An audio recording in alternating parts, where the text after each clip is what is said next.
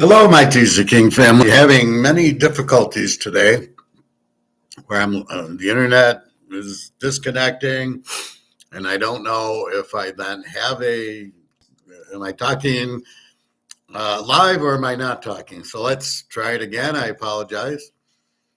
Pat and Luke and Prophet, come on back. I'll give you guys a minute. So we're talking about gold, Trump with the no gold at Fort Knox, the impacts.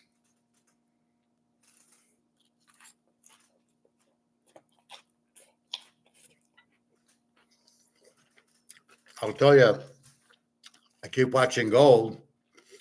The longer I do this, it keeps going up. 2906.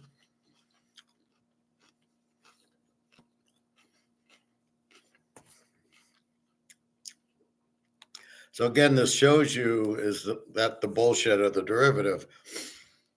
So here it's 2942. At 10 o'clock, the U.S. comes in. They do this, goes down to 2892 or so. And now look, it's 2906. Silver's coming back also. It's all phony. There's no way you can have that much activity. First of all, nobody's selling gold and nobody's selling silver because fundamentally you're getting out of this into gold and silver. You would never sell your gold and silver to get back into this. So then you got your Warren Buffets and people like that who are selling their stocks ahead of the stock market crash, but they're keeping their money in money thinking, oh, I'll buy a house cheap or I'll buy this cheap and I'll buy that cheap. Because you won't have anything to buy it with. This doesn't have a value and they don't understand that. Anyway, hopefully my boys will be back. And again, I apologize. All right, so we see Trump saying there's no gold in Fort Knox.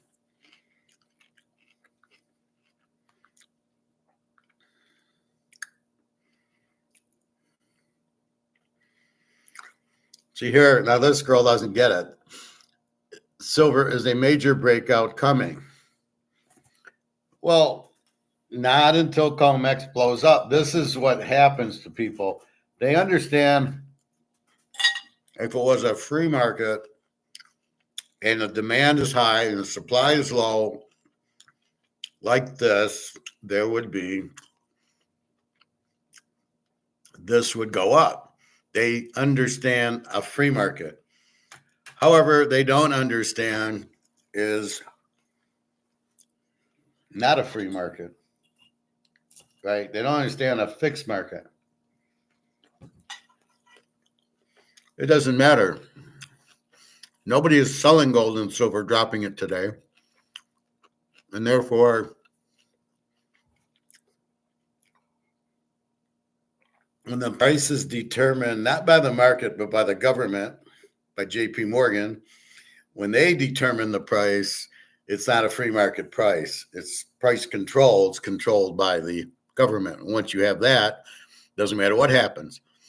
So in these other countries where there's price control and there's no food at the grocery store, hey, David, how are you?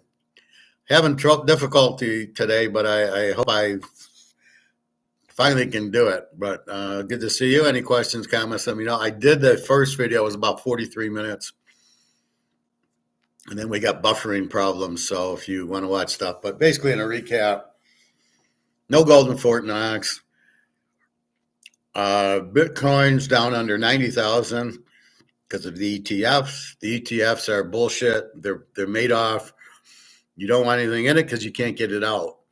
So if I want to buy gold, I might sell my Montana card. Geez, I can get 100,000 if this grades at 10. And if it is, then I'm going to go and sell it, get the money and buy gold with it. But let's say I got an ETF or a stock or money in the bank and I want to get out of that and buy gold, I necessarily can't. The bank won't have it. The stocks, if I do sell it, maybe I can get it, maybe I can't. Yeah, I'm going to grade my cars one day. I'm not really worried about it now because the key thing is I have the card. I think if it got down to it where I really needed the money, I would take then I would take the risk that I'm going to get my card back. So right now the risk is he's going to grade the card, see it's a 10, know it's worth $100,000, and say there ain't no way this guy's getting it back. I'll grade it a 10. I'll keep it, and I'll give. Here's a Montana 8, and I'll give him the 8 because the 8's worth maybe a couple thousand. So that's what I'm worried about. And since I don't need necessarily to sell it now, or what I might do is get it, maybe get this card graded because this I don't, it's hard to fuck me over because I know what the number is. You can't fuck me on this card because it's 73 out of 99. So if I don't get 73 out of 99 back, I know you fucked me. So this card, so cards like this I can get graded because I know they can't really change them, but I'm not going to get $100,000 for the Barry card. I don't even know if I'll get $1,000 for it. But that's the difference. So, but I am seeing refractors getting more money. I went through PSA. Sometimes I just do 1990 PSA, and there's the Jordan cards, $300-400, and each year the Shaq card comes into play. The Gretzky Lemieux cards, the Jordan Bird and Magic don't have much value, which I don't understand. But so you start seeing what cards. The interesting card is that one with the Menendez brothers on the Mark Jackson card on Hoops. That's like $500 for that card. I got about 10 of them. So that might be a card I go and get graded and then go sell for $500. I think the real big ones, my Peyton rookie and my Earl Campbell rookie and the Mantle card, the Mays card, I don't know. In a perfect world, I'd run to get them graded. In this world, I don't know. I'm a little bit afraid, but we'll see. I need to talk to somebody who gets their cards graded, who has a good story. Most of the stories I hear are, well, I sent in a 10 and I got an 8 back. And I go, yeah, that's what I figured. Prophet, how are you? So we keep playing this interruption game. So I'm glad it's not. And then I try to delete the video so it's gone and come back. I've left the building. Elvis has left the building. I was just watching 3,000 Miles from Graceland. Pretty good movie. Kind of stupid, but pretty good movie. It's hard for me to watch movies anymore because I realize how stupid they are. I mean, on 3,000 Miles from Graceland, they robbed the casino in Vegas, the Riviera. I don't know why everybody chooses the Riviera to do these movies at.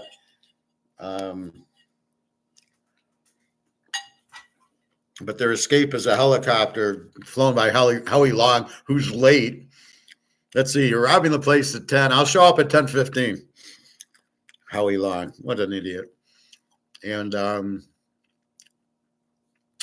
then they all shoot each other, and then it ends up where they go to launder the money. The whole thing, the plot was okay in the beginning, and after that, the plot was really stupid. Anyway, the ending was really stupid. 3,000 Miles from Graceland was a great film. Yeah, but if you think about like the ending, it doesn't make any sense. Why would you drive it to Boise to go get the money laundered? Why wouldn't you just divvy it up? Right? Here's yours, and here's yours, and here's yours, and here's yours. And goodbye. They all drive separately, and then they can all drive to the place to get the money laundered, or find another place to launder the money, or don't even launder the money. If you're going to Canada, who cares? Well, I like The Gambler with James Caan, and that's the one I always talk about here. In that movie, he was one of the dumbest gamblers I've ever seen, because you never walk away from a streak. So in the beginning, he loses 44 grand because he gets on a cold streak. But when he goes to Vegas and he gets hot, he walks away. 13 passes at the crap table. Okay, I don't know what happened there. He goes to backrack. He wins 3 or 4 hands in a row and he leaves. Then he goes to blackjack and he doubles down on 18 and gets a 3 and he leaves. Those two situations, you're going to sit there all night. If I keep winning at backrack, getting 8s out of my butt, I'm not going anywhere. And then when I play blackjack, if I do double down the 18, which he didn't need to do, I don't know why he doubled it. He could have just hit, right? He had each of those chips was $100. So let's say he had $1,000 in the 70s. Why not just hit it? Why double down? And then you hit it, and now you're on a real hot streak. The last thing you're doing is leaving the table. So I didn't understand that. Or roulette, he hit his number and he leaves the table, and you're like, no, that's what you're looking for. You never leave the table. So I didn't understand that. And then I didn't understand his huge basketball bets. I think he was trying to get to even. I'm down 45 grand. I'll bet 15,000 a game. Well, that's not how you do it. You don't bet that kind of. So I didn't understand from again. It's like the movie with Rounders. I don't know what they were talking. It was a good movie, but the parts were done terribly. At the end, he's down his 20,000 or whatever. And this great player finally realizes if he eats the Oreo cookie, that's his tell. I don't know what took you so long to realize that, but you realize that the last thing you do is tell the guy to tell. All you got to do, and he said, "Well, I'm in a hurry. I want to tilt him." You don't need to tilt him. You just play. If he eats the Oreo, you fold. If he doesn't eat the Oreo, you bet. It's not hard. Why would you tell him to tell? And none of the other guys understood eating the Oreos was a tell, really. And they're all supposed to be professionals. Okay. Yeah, I didn't get that. Not only that, but Graceland is closer to 2,000 miles from Vegas. Yeah, well, that too. But I just didn't understand them all killing each other. He's got 800,000.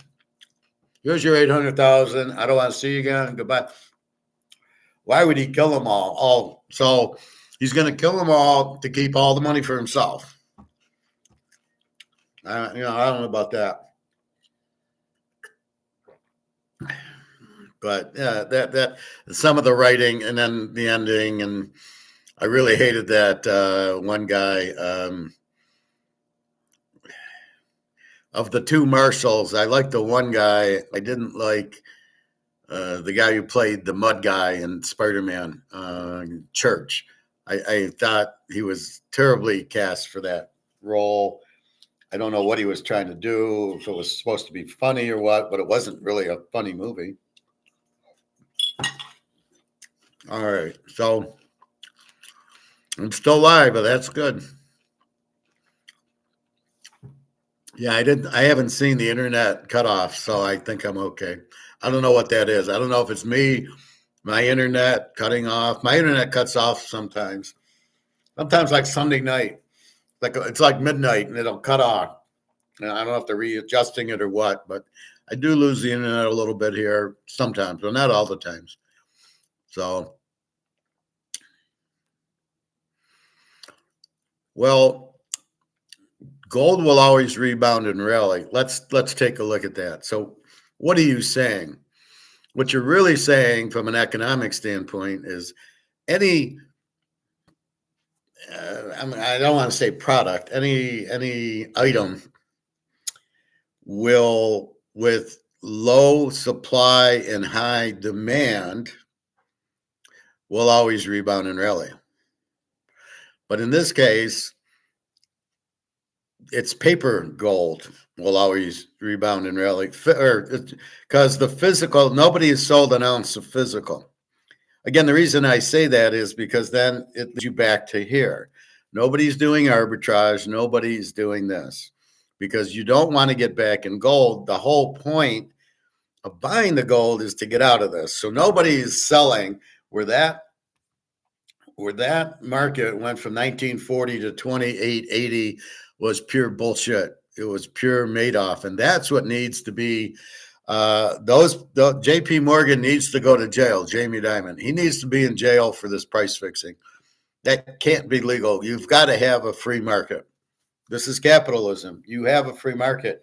You can't all of a sudden make, well, we're going to run derivatives and lower the price of gold. And we know why. It's so somebody wanted to buy. Now, if it's Trump, there's nothing you can do because he's controlling it.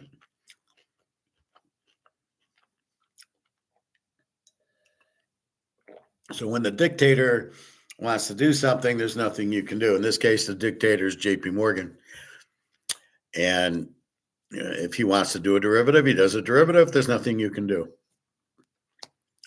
So again, we're buying gold to get out of the dollar because the dollar is the Titanic. It's sunk.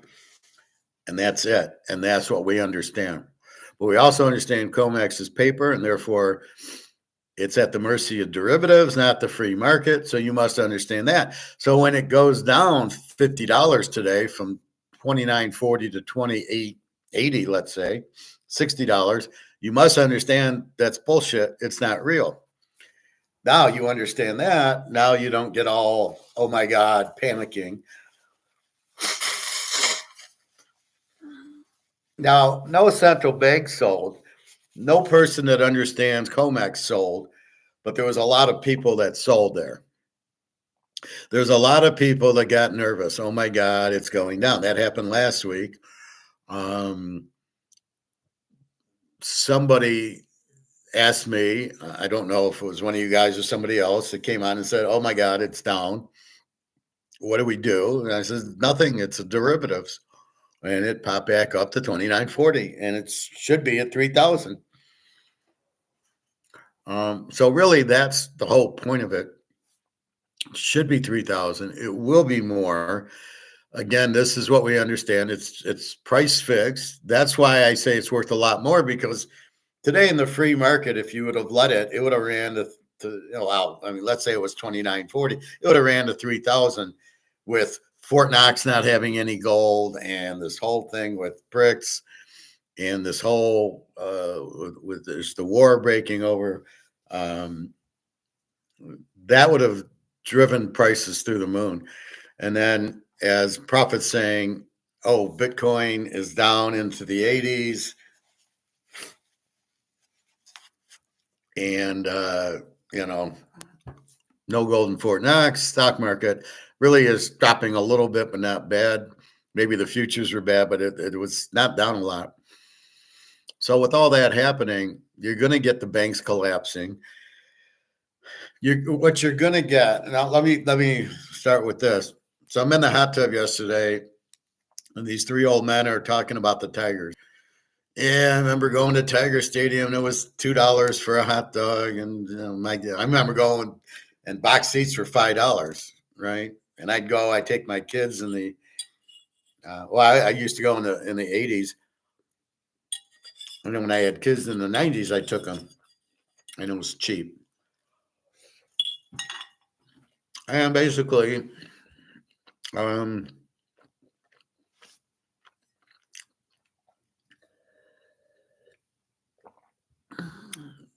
they now complain, oh, it's $130 for a ticket to a Tiger game, and the hot dogs are $10, and the beers are $20. And I just sat and listened, and my point was, it's not the prices going up for the game, for the tickets. It's the dollar losing value, and now it takes $10 to buy the hot dog, or the cost for Comerica to make the hot dog and buy it and serve it has gone up, so they charge more. Well, the simple answer is don't go, or if you do go, don't buy the hot dogs and the beer, because if they don't sell it, they have to lower the prices. This is what people don't understand. If you don't like the price of something at the grocery store, don't buy it. wait for it to go on sale, which it will because their whole business is moving inventory, then you buy it. So they just had the New York strips on sale last week for $10. They're normally 16, 17. If they were $10, I got two of them because I can't eat too much meat, but I ended up getting two. I had one and I had them pack them separate, and I'll have the other one this weekend. And I same thing with hamburgers, $5 for nice 86 sirloin, and I got like 3 pounds, but I had them pack a pound and a half and a pound and a half because I used to make 3 pounds and it'd be like 8, 9 hamburgers, and my feet would hurt because too much acid from the hormones of the beef. And so now I'm okay if I just have a pound and a half. If I have 4 or 5 hamburgers, then go back to chicken and fish. So that's what I've been doing, and I've been fine. My feet are fine. But that's what you wait for. So when it goes on sale, you buy a ton of it. So you don't buy it at that. That's what I had Daria do. She said prices are going up January 12th. So she knew Putin must have said January 12th, grocery store prices are coming up or something like that, 12th or the 20th. So I said, well, let me give you some money and go buy a lot of food now that you can store in the freezer or canned goods or, things that don't need to be chips or something that you can just store, soups, tuna, anything in cans or in the freezer. Go buy those before the price goes up because we know the price is going up. So she did. She bought a lot of it. So that's what you do is you buy things on sale, or when the price goes up, you don't have to buy as much. She did worry me. She said, "I don't have any food in the refrigerator," and I'm like, I thought you had all that. That's the point of having the extra is you start using that. So I don't know what she did, but we'll see. So today's her birthday, so she's all excited and she wanted perfume, so I sent her some money. And she asked me, she says, what's the price of it here? It was very close. I went on Sephora and it was very close to what her price was in Russia. And she was, well, I thought the US would be cheaper. And I said, well, maybe on Amazon it is, but at Sephora, it was what it was in Russia. Anyway, so I'm happy for her. She got a piece of tooth stuck in her gum. She says she must have had dental work done years ago and had a cavity or part of the tooth, and it's kind of in her cheek. And so she goes to the doctor. I says, why don't you go to the dentist where he can just drill it out like a wisdom tooth? And she was like, no, she didn't want to do that. So I don't know if it's medical, it's cheaper in Russia than dental. I'm not sure, but she's like, no, I'm going to go. I'll go get an operation, which I would imagine is a little circle and they pull it out. I can't see them slicing her face and stuff. Hope not anyway. So for profits example, gold will always rebound. As long as there's demand, it will always rebound. And what they've created now with killing the dollar, making this worthless, there's no other, I can't go to the euro. So the only place I can go is to gold. And that is now demand. And as people are waking up to it, seeing there's no gold in Fort Knox, seeing what BRICS is doing, seeing what China's doing with 80,000 tons of it, realizing the ETFs are bullshit, realizing Bitcoin, wait a minute, Bitcoin's under 90,000. It's back to 80, I don't know, 87, 88. Wait a minute. Now I guarantee you there'll be panic in Bitcoin and people will start selling it. And then what you're going to buy is gold. But I don't think they're smart enough. So I think they'll just sell it and get out of Bitcoin and stay in dollars because these people don't know what they're doing. And then they're going to lose all their money because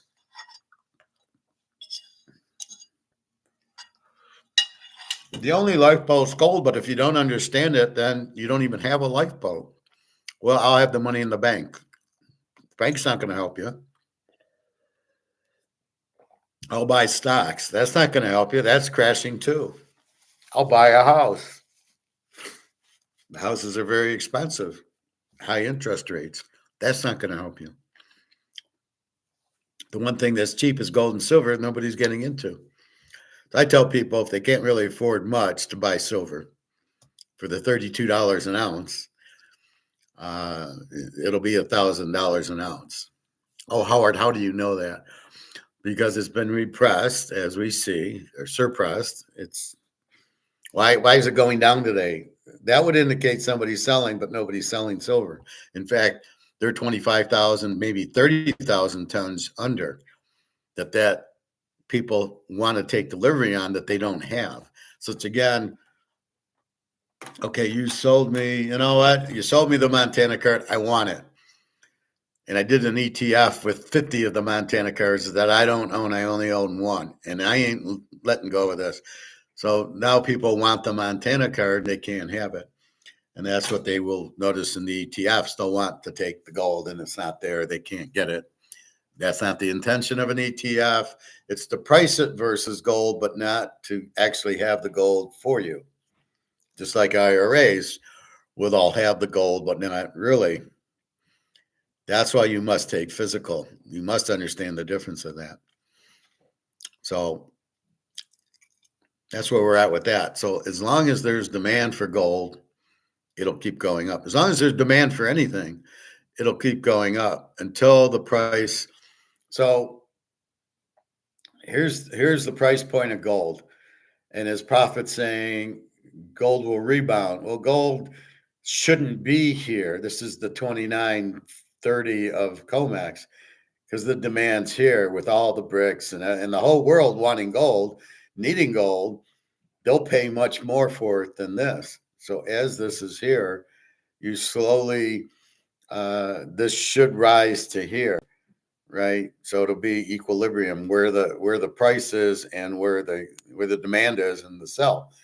So in profits analysis, because the demand for gold's up here, because A, it's limited, and B, it's the only real money, and you don't have an option. This is the only lifeboat to be in.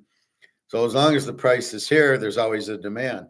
Now, gold, when gold comes up here, so let's say this is 10,000, then it won't rally as much.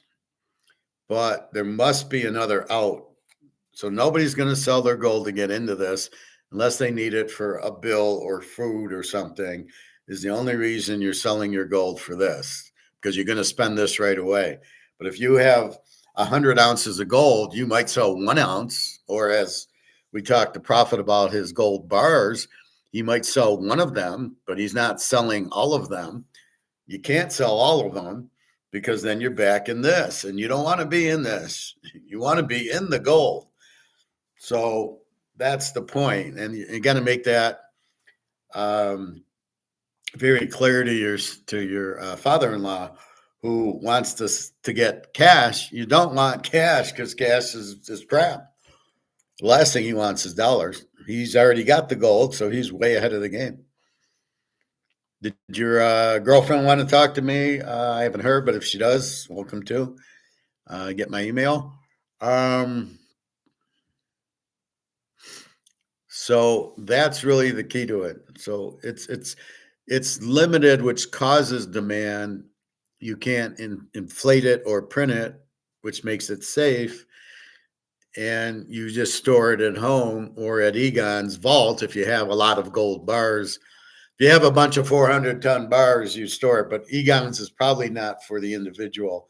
I wouldn't take my ounces to Egon, A's in Switzerland, and be, it's not that much. But if I had gold bars like Prophet, I might take some to him if I'm having trouble finding a place to store them that I feel comfortable with. But that's where you're at with it. Trump announcing there's no gold in Fort Knox. He realizes that, which we already knew. As I say, I have the Montana card. And you go, prove it. And I go, here it is. And you go, oh. But if you ask me for the Montana card, you've asked me for the Mantle card, which I will get. You ask me, do you have a Mantle card? And I say, yeah. Well, I got to prove it. If somebody asks me, do you have this? And I say, yeah, my next move is I got to prove it.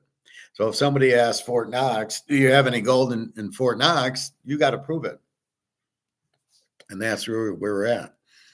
So we've got BRICS buying, going to a gold standard soon because they know that's the only out. Nobody wants to be in US dollars. Trump wants to tariff people. You can tariff me all you want. I'm not doing business with you because your money's worthless. It all comes down to money. Like I say, back to the people in the hot tub with the baseball. Oh, the hot dog's expensive. The tickets are expensive. The parking's expensive. Don't go. And realize they haven't really the prices haven't really gone up for the tickets and the hot dog and the parking. They are just the dollar's losing value.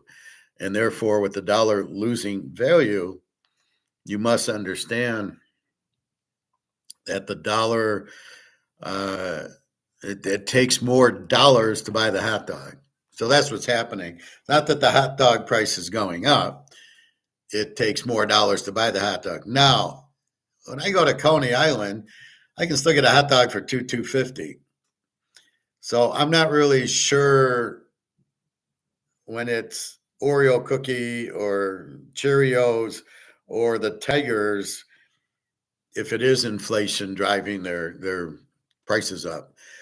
In the event of pro sports, it's this big contracts. Well, I'm going to sign this player.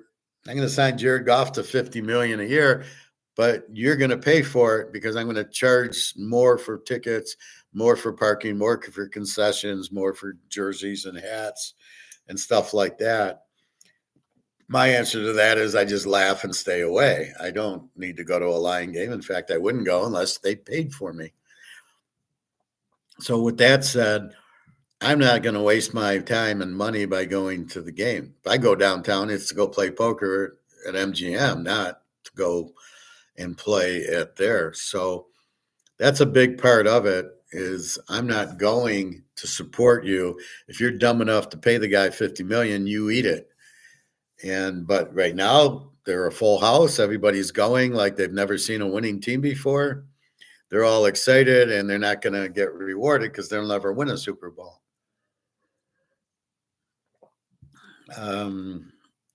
David, how much is a gold bar going for? Well, it depends on size. There's 400, I think, kilos or ounces. Profit's got 1 kilo, which is 33 ounces. So in Profit's scenario, he's got a 1 kilogram or 1 bar worth 33 and a half ounces. It goes for $100,000. The 400 ounce bar, the James Bond one, I think it's like $1.5 million or something. And again, it keeps moving because as the gold price on COMEX moves, so does the value of the bar. And that's really the problem to have. It's hard because you don't know what the real price is, number one, and they keep moving it on COMEX with derivatives, number two. Now, it will move when we hit a free market, just like Oreo cookies move, right? But they pretty much don't move. They try to make it $5 or $6 for the box, and then nobody buys it, and they lower it a little, and then they end up doing buy one, get one free type of thing. But generally, you're not the price. Like Coca-Cola's been $2.95 for a 2 liter for 2 years now. But you usually you don't see it on sale. You see buy one, get one free. But who the fuck wants two 2 liters of Coke? You'll be dead. So you kind of stay away from that. You notice the steaks move. The avocados I see are pretty much at Walmart 98 cents every time I go. So that's what the gold bar, it's again weight. So there's the 400 ounce in London, there's the 100 ounce in the US, and like Profit has. So we just looked, 100 ounces, 33. 1 kilo is 33 ounces, and then it's just 33 times 29.05, 29.10, whatever it is, roughly 100,000. But the big James Bond 400 ounce bar was 15,000 in 1971, and now it's $1.5 million or something. So imagine Back to the Future. If I go Back to the Future, it's like my first stop is 1981 to get this card. My next stop is to go back to 1952 to get my Mantle rookie that's in perfect condition and buy about 20 of them at probably $1 a piece. And then my next stop is 1971 to buy a big kilo bar of gold for 14,000. That's now worth over $1 million. So there was a movie, a Blast or something, with that strange guy, and I don't know what that guy. He was in the Mummy or something. I don't like him at all. And the thing blew up, so he's in his bunker in his house with his parents, and he's born, and the dad has all these Polaroid or stock certificates, and he was rich because the stock certificates had went up in value, but now I don't know if they'd be worth anything because Polaroid's doesn't exist anymore. But had he had gold since 1960, although he couldn't own it, that was the problem. But it's that idea of having it and then going back. But that would be my Back to the Future, getting rookie cards in gold. But I couldn't get gold till 1971. They know I'm talking about them. I don't know what they're calling me for, but I don't want to talk to them. They're probably trying to sell me something. I am surprised they're actually calling me and not an email, but let's see if they emailed me. They're probably going, "You're talking about us. We're not. We're not evil." That would be funny. I hear your video on YouTube, and you're calling us thieves. Let's see.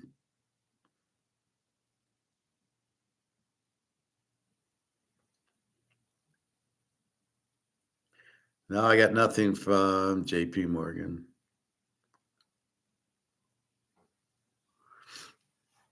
Interesting.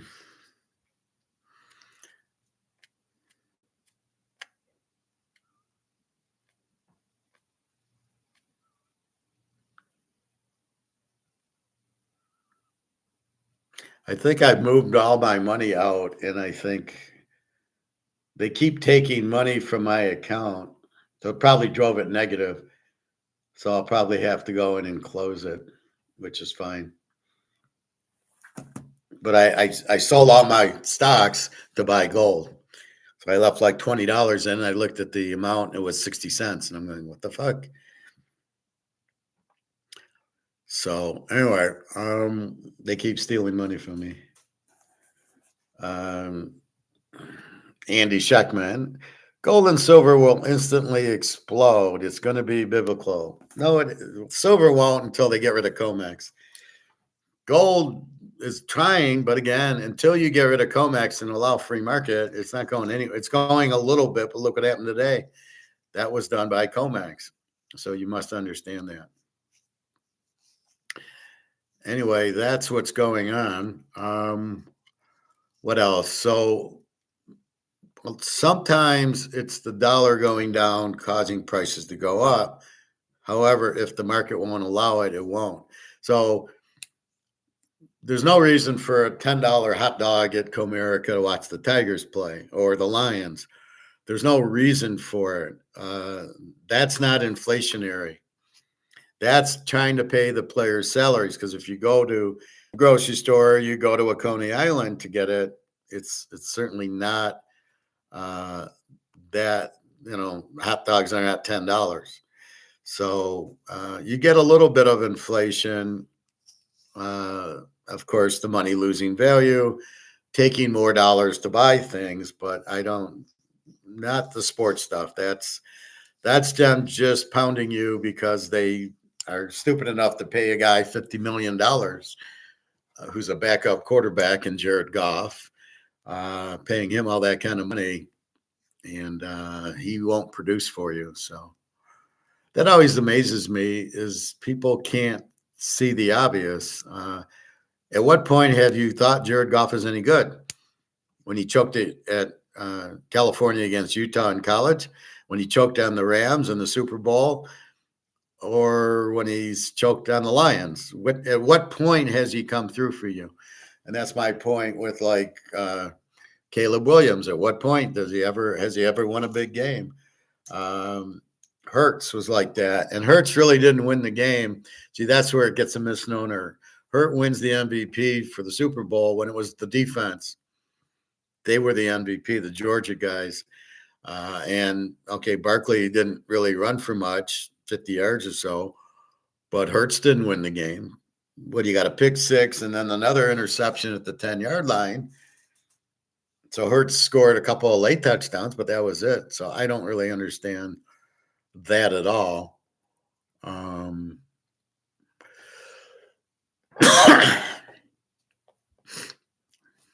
So again, David, to answer that question on how much, it's per ounce. It's just call it $3,000 an ounce. So which gold bar are you talking about? A kilo is 33 ounces. There's the 400-ounce James Bond bar in London. There's a 100-ounce bar here. So just if it's 100-ounce, it'd be 330,000 for a 100-ounce.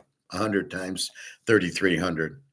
So just add 2 zeros to the 3,300. So that makes it 330,000. But that's what you're looking at. So you want to buy it now. It's only going to go up because as people realize this is worth nothing is when you really get this is worth nothing.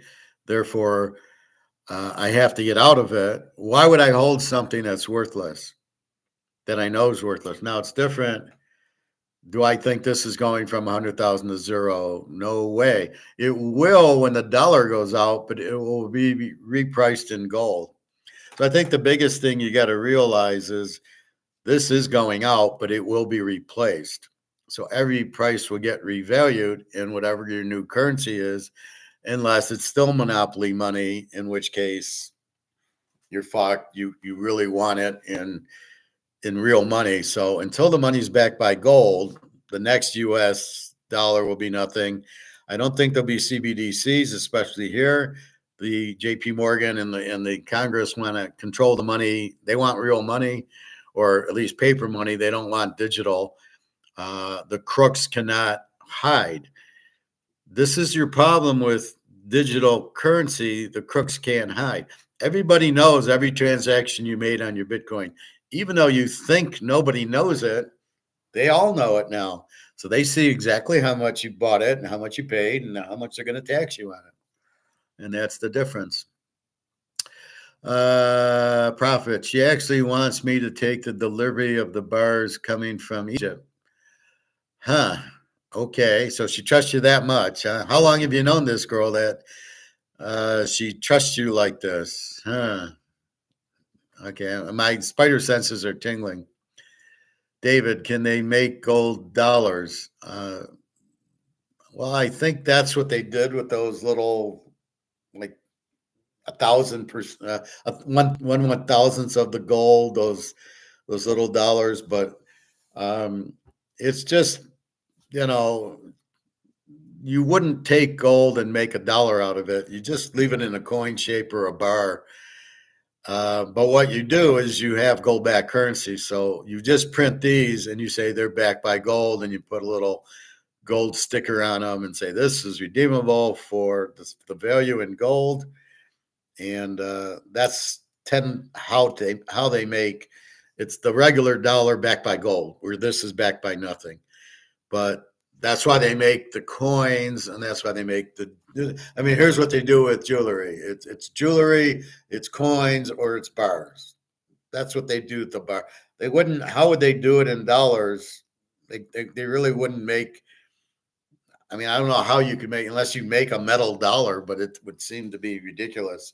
So you're better off with the coins, or you're better off with this, calling it gold back. So something like that. Trump needs to invade a gold risk country. Well, the only one that he can invade is China and Russia, and he ain't invading either of those. So Maybe India's got a lot of gold. He can maybe invade them, or Saudi Arabia, since they don't have well, they got Russia now backing them. So they switched that for that. But this is what you got to realize. The gold's very limited. It's 200,000 tons. And of the 200,000 tons, it's gone already, right? There is no, interesting that Chase call didn't leave or JP Morgan didn't leave a message, which is really curious. You wonder if that's real, or that's the problem with these Ponzi schemes and these scams. Why is JP Morgan calling me and then they don't leave a message? Well, that's kind of weird too. That's what you got to realize. It's mostly gone. Most of the gold's gone. It's in the vaults in China and Russia and Saudi Arabia, and all the real rich guys have it in Egon's vaults in Switzerland. So there's not a lot of loose change going out there. And then to get to it, it's not like it's gone. It's just you need to raise the price. Nobody's giving you the gold. So the biggest thing that the U.S. will do if they want to get gold, to do a gold-backed currency, will have to be to revalue gold.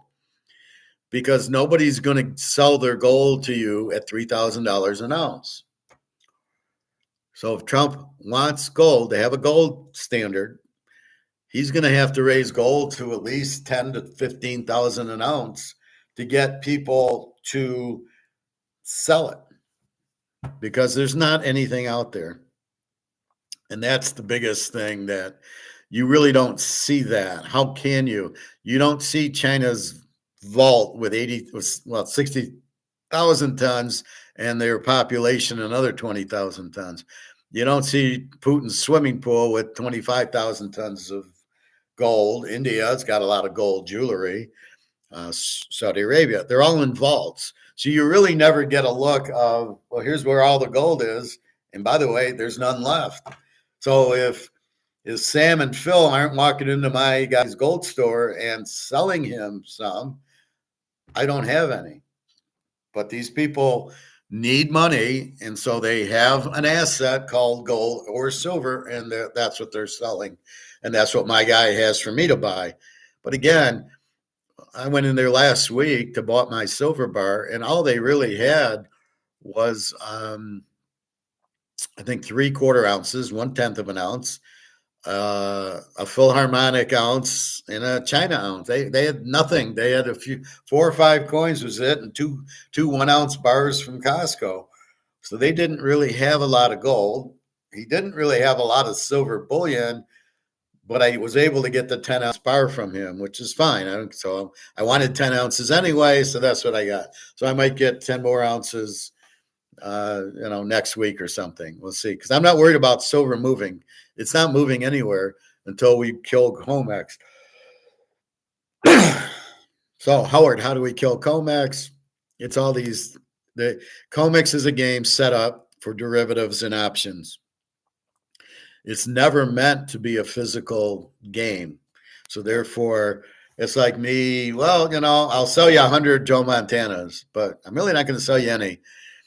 And once people want delivery of this, and I only have one to deliver, and I won't deliver it, then nobody's going to buy. I can say I got 100, but you can't get them. Well, then people are going to stop playing the game. And as soon as it's okay if people see it as the backup, but it isn't. But once people realize I can't get to Montana, why do I want to be in your ETF? Because you're selling it to me that I get a Montana. So you're saying I got 1,000 Montana rookies, but I don't. I got one. So you never get delivery. So that ends the ETFs or COMEX. Once it's okay, give me the gold. I don't trust you. I don't trust the government.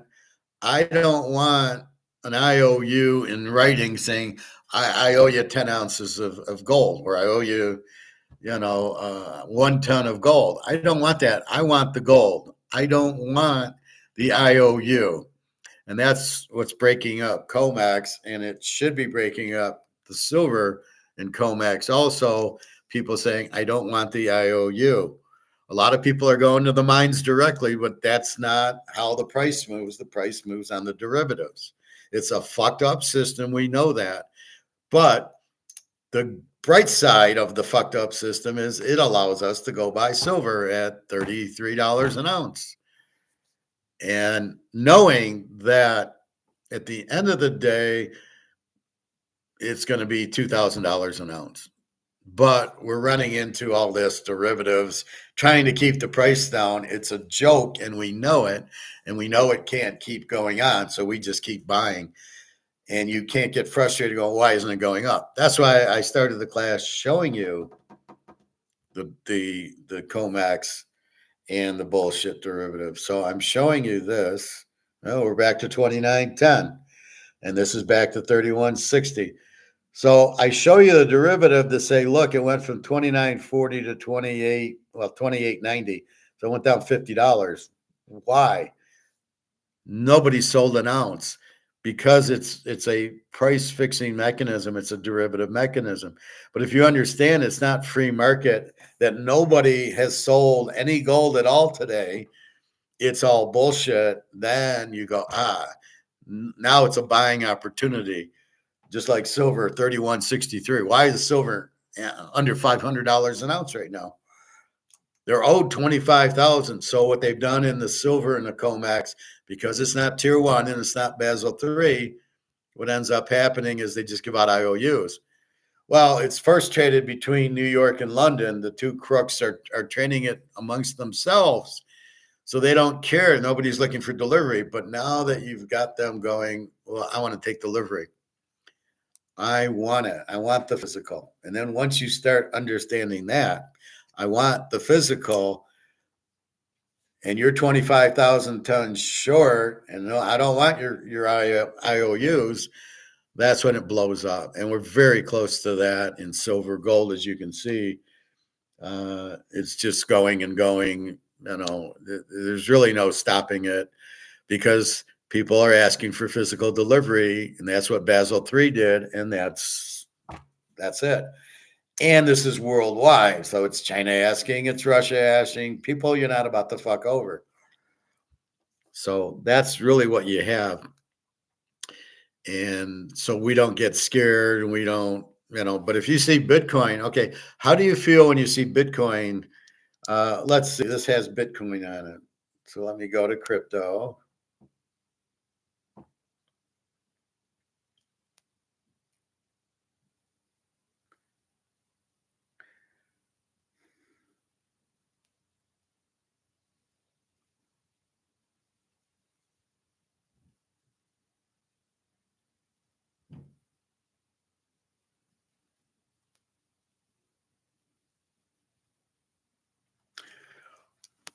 So Bitcoin's down to 87,000.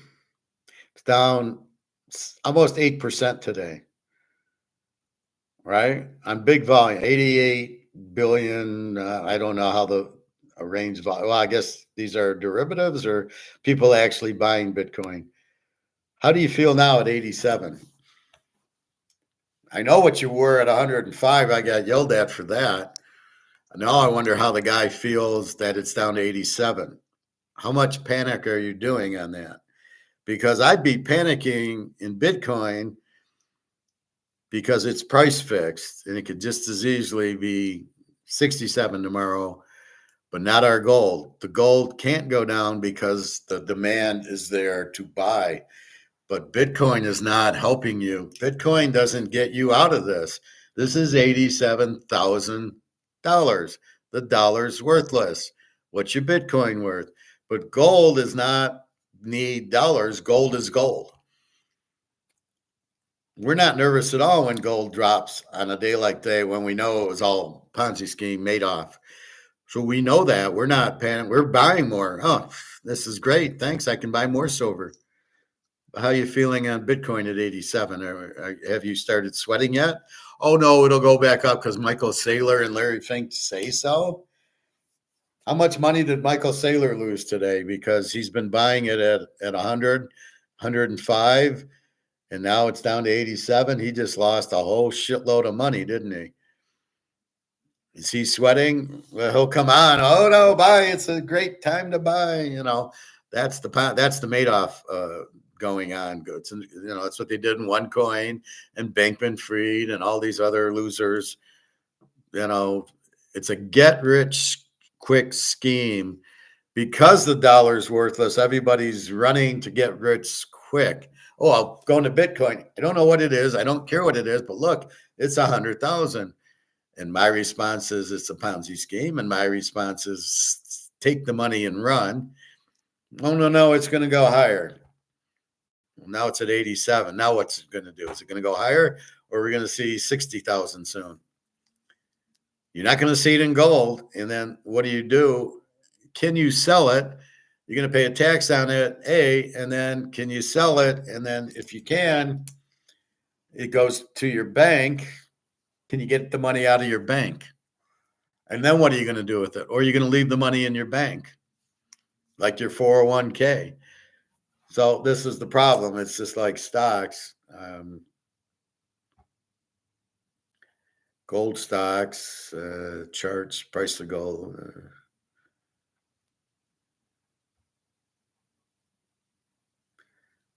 News.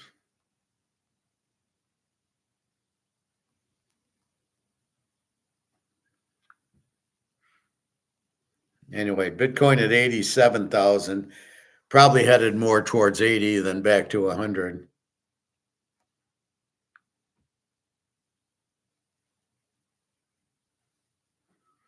Let's go back to the stocks.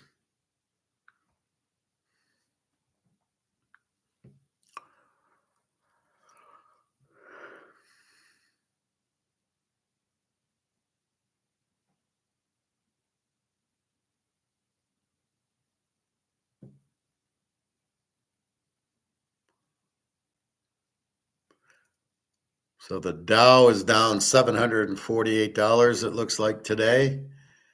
Down to 43.4. It was 44. S&P 6,000. Where's the COMEX?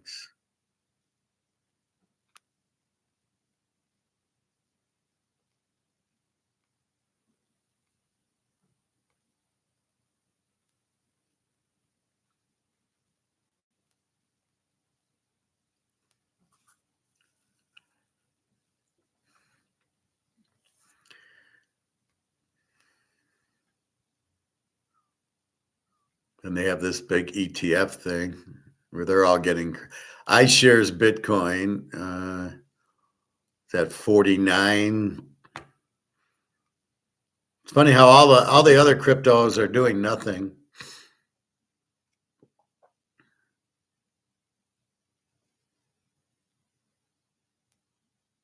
S&P 500 falls for a fourth day after weak consumer confidence.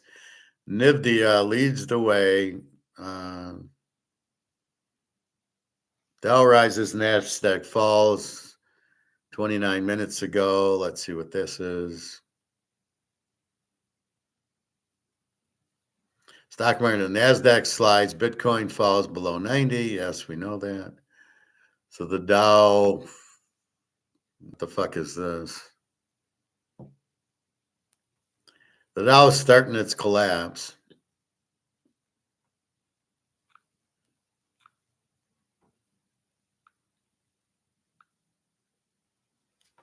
Gold sitting at 29.09. All right. So you can see how quickly gold recovered. It was down to 28.90.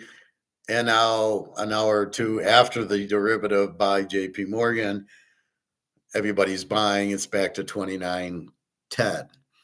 So no reason to panic. It comes right back because of the demand for gold and silver to get out of this. So the trouble is this. So you sell this to get into gold and silver because those are your lifeboats. They call them an inflation hedge. I'm just kind of, but it's an asset. I don't think this is an inflation hedge, but it is because it's real. But it's the same thing. Gold, it's really just an asset that tends to go up when the dollar goes down because people don't know what to do with it. But it's really should be much higher no matter what dollar's doing. So gold, call it an inflation hedge, but it's the life. I'm calling it the lifeboat. It's there to rescue us from the bullshit dollar. Profit 35 ounces, 6 months.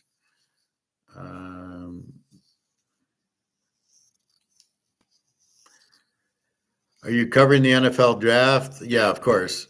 Who are the best players in it, in your opinion? Any diamonds in the rough this year? Well, let me. The best players are probably these defensive linemen from Mississippi and Tennessee. They're probably the best players.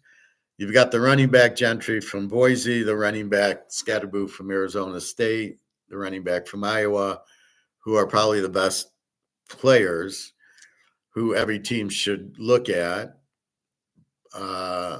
It's impossible to tell offensive linemen. The defensive linemen, you can tell by how strong the defense is.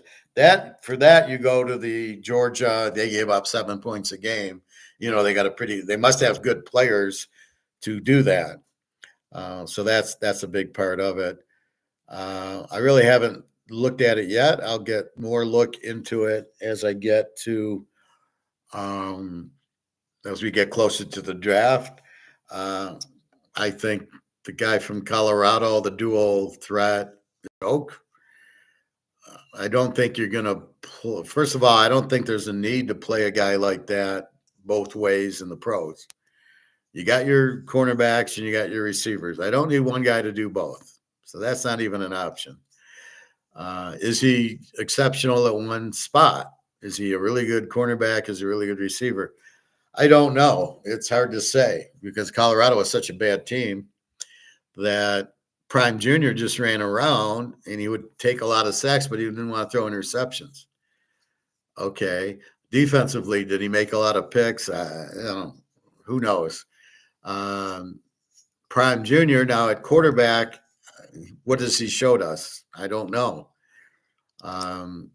It was a lot of, we'll have 4 wide receivers and just everybody go out, and then he'd make some plays.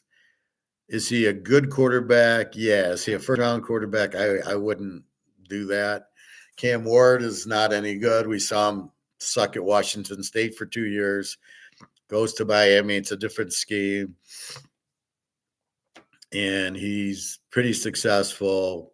Oh, yeah, but they lost to Syracuse at the end, which was more the defensive fault than his. He's a good quarterback, but he's not better than Caleb, who stinks, right? So we know that. There's no Jalen Daniels. There's no Penix or Bo Nix in this draft. All right, Prime Jr. and and Ward are not anywhere near those 3 guys. There's a kid out of Texas State, fairly good. Who knows? But he's a big, strong kid with a big arm. But I don't even know if he's in the draft class. What can I say? Will Howard at Ohio State was okay. Dylan Gabriel, I think, could be a diamond in the rough. He was really good. I don't blame him for losing to Ohio State. I do applaud him for beating Ohio State the first game. I think he'll be better than the other 2. I think you had your shot like the Giants. They had their shot last year, and they didn't draft a quarterback. They could have had Penix, and they could have had Bo Nix, and they didn't. They fucked up. They didn't. They had Daniel Jones, and this is the problem with most teams. They'll sit there with the Daniel Jones or Jared Goff or any of these guys thinking they're good, and they're not. A good guy is Daniels, who gets you. They go to the Detroit and put up 45 on them, and go look at the guy in Minnesota, Darnold. He put up 9 against the same defense, and here's Daniels, a rookie. He goes up, puts up 45 on him. That shows you he's ready. That shows you his ability. But Chicago must be like, oh, what the fuck did we do? And then once they realize how good Penix is, and they got Caleb, they screwed the pooch on two of them that they could have had. The Giants could have had it. Oakland could have had. I don't know if Oakland could have had Penix or not, but they could have had Brock Bowers. So you stick with these bad quarterbacks. We'll look at Tennessee. You got Will Levis. He sucks. And yet, instead of drafting Penix last year, they keep Will Levis, who's terrible. They're not going to win with Will Levis. Look at Trevor Lawrence at Jacksonville. They don't win anything. They won, 2 or 3 games last year. He's terrible. He's a decent runner, and so he's a mobile quarterback. He's not a quarterback. He can't throw. He can't read a defense. So what is he, your quarter? What are you going to do with this guy? You can't even make the playoffs in the worst division in the league. So this is, and I really hate when they draft offensive linemen in the first round and try to sell you that that's a big deal. No, get the guy in the 4th round from Ohio State or Michigan or Notre Dame. I'm sure he's good if he played there and he started. And there's a lot of linemen from those schools that aren't going to be first round that you can't say are any better. And the way they get hurt anyway, I wouldn't waste the first round pick on a lineman. I'd waste it. I'd go after a strong running back and a strong defensive tackle or a quarterback. That's all I'm looking for in the first round. If I'm the GM, I'm never drafting an offensive lineman in the first round. Never, ever, ever. Or a wide receiver. Not going to happen. Unless it's Lynn Swann. Not going to happen. So I'll have to do a little more studying. But I'll go through those. But it was a kind of a weak year for quarterback. Like I said, Gabriel's probably good. Will Howard might not hurt you too bad at Ohio State. Cam Ward's nothing, and Prime Junior's not even as good as Caleb, so I don't know what that's going to do for you. This would be a draft I would trade to get picks for next year, and we'll have to see who the quarterbacks are next year, and I have all that info. But really, that's what you're doing is you're trying to get out of your in a draft like this, you got to go after defense and get your scatterboo, get your running back, get your defense. I was watching the Pittsburgh Steelers, right? The 70s Steelers, and how they grew through the draft and how they even grabbed Chuck Noll, was on the Baltimore Colts, who lost to the Jets's, right? So if they lose Super Bowl III, who's their defensive coordinator? Chuck Noll. The ironic part is Don Shula leaves to go to Miami, and Baltimore's staring at Chuck Noll, and he goes on to Pittsburgh. They could have had imagine if Baltimore gets Chuck Noll, what they look like for 10 years, because they would have done the same thing. It didn't matter where he was. That was his system. And that's where I get off at a Dan Campbell from the Lions. Bill Walsh, beautiful offensive system. Bill Parcells, beautiful defensive system. They get the right players. They got Lawrence Taylor. They still added all their other linebackers and their line and, just very motherfucker defense, right? So you have all that. What does Dan Campbell bring you? Nothing. He's got his offensive coordinator having his wide receivers throw passes and doing reverses and all this bullshit. But he doesn't do the defense either. He doesn't like Belichick take over the defense. Parcells take over the defense. Bill Walsh took over the offense. You don't see that with this guy. I don't know that you see it with many of the coaches that they know what the hell they're doing. Well, we got to get a good offensive coordinator. And then if we draft our quarterback, we got Caleb. We got to get him wide receivers, because if we don't have all pro wide receivers, Caleb's not going to do anything. And this is just blows my mind, where you draft some good receivers and your coach runs it. Chuck Noll ran that defense. Bill Walsh ran the offense. Believe me, Parcells ran the defense, and Belichick had to listen to him. I love how Belichick gets credit, and it was all Parcells. And then you go to Belichick at New England using Parcells' defense, and he looks like he knows what he's doing. And then all his defensive coordinators that ever went for other jobs couldn't do shit because they didn't do shit at New England. It was all him. He was the coach. He was the defensive coordinator. So I think that's what you struggle with now. The coaches are so bad. They don't even know what to do on fourth down. They don't know how to punt the ball. They want to go for two. Some of is so stupid. You're down 17 points. You go for two. No, you go for one. You get down 16. Right? So you just scored. You're down 17. If you do the math, if I kick the extra point, I'm down 16, 2 touchdowns, I tied. And they never look at if they miss. Well, if we go for two and we miss, we're still down 17, and now we need 3 scores, we're fucked. They don't even understand that.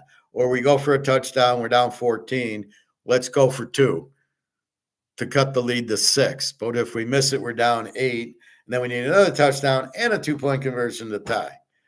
Why don't you just fucking kick the extra point and then do it again? What are you doing? And as we talked about the other day, all of this fourth down shit is bullshit. It's just it's Keynesians. It's just mushed together. So if there was 100 tries, 52 were successful. That's 52%. How many of them were Philadelphia's push tush? How many of it was against Baltimore or Pittsburgh or the Steel Curtain or the 85 Bears? If you would have went for a fourth down against the 85 Bears, it would have been 0. Right? The Giants, Lawrence Taylor. The Niners couldn't even run the ball. On third down, they fumbled. Lawrence Taylor recovered with that Steve Young fumble, costing the three-peat. So even there, do I really want to go against the elite defenses? No. But that's not shown in the model. It's 51%. So I don't know what I'm doing. I'm Dan Campbell. I'm the coach of the Lions. I don't know what I'm doing. I'm going for 2 because it says 51%, even though it doesn't say against what teams. I mean, it just blows my mind, the stupidity of these coaches. And what was your game plan against Washington? You didn't have one. You didn't run the ball down their throat like Philadelphia did. You don't have a defense. Your GM doesn't draft defense, so you're fucked. Everybody's injured. You don't have a good strength and conditioning coach, and you need grass field, not artificial turf, because you don't have your players, but you're not prepared for it because you want to pay your quarterback $50 million instead of paying him 20. That I don't even think he's worth that, and then save the money for more defense because that's how you're going to win, not with your offense. Stafford wants a big contract this year. Well, are the Rams going to give it to him? I don't know. I was listening to somebody and they said, well, he's 37 years old and look at the 37-year-olds. Look at Aaron Rodgers and look at you can't compare. Aaron Rodgers didn't go to the Jets to take advantage of him.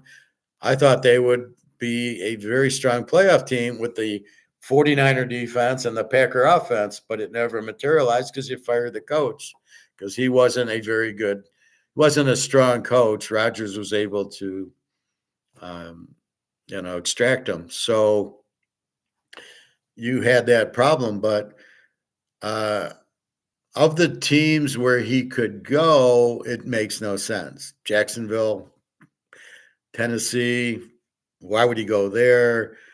The Bears, why would he go there? I guess the only place he should go would be Minnesota. If he went to Minnesota, that would make a lot of sense, right? They could actually get to the Super Bowl with Stafford and that defense and Jefferson. Okay. So it's a team like that has a good team and no quarterback. Oakland, maybe because they have Coach Pete now. They got to bring in a defense, but if you got Coach Pete, you have a chance. They'll bring back Richard Sherman, I'm sure. You can't go to San Diego, Denver. They got quarterbacks. Actually, he should go to Detroit, which would make perfect sense, but we've already gotten rid of him. But that's where, if he went to Detroit, they could win the Super Bowl with him, as long as they get some defense. You can't win without the defense. Baltimore, he would they would win the Super Bowl if he went to Baltimore and get rid of Lamar and have Stafford with that defense and Henry. That would be you'd have the Super Bowl there. Pittsburgh, their defense just isn't that strong anymore. They need receivers, they need running, so I don't know that he'd go there. Cincinnati, you got Joe Burrow. Houston, he would do very good at Houston. CJ Stroud's terrible. That could be a play. But are they going to bring in Stafford for a year or two? I think he's got two. I think it's like Brady. You get two. Maybe he goes to Tampa. Well, you got the Baker there. So maybe New Orleans would be a good place, especially with Kellen Moore. Dallas would be a perfect place. You've got a pretty good defense and no quarterback. So I could see Dallas paying him. Dallas or Minnesota, I think, would be the best two options for him. Maybe Houston.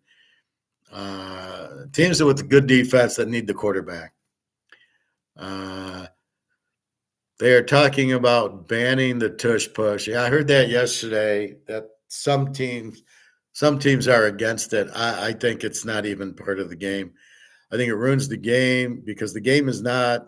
It's the individual running for the yardage, not okay. I'm stuck, and then you push me, or even the offensive lineman pushing downfield should be eliminated.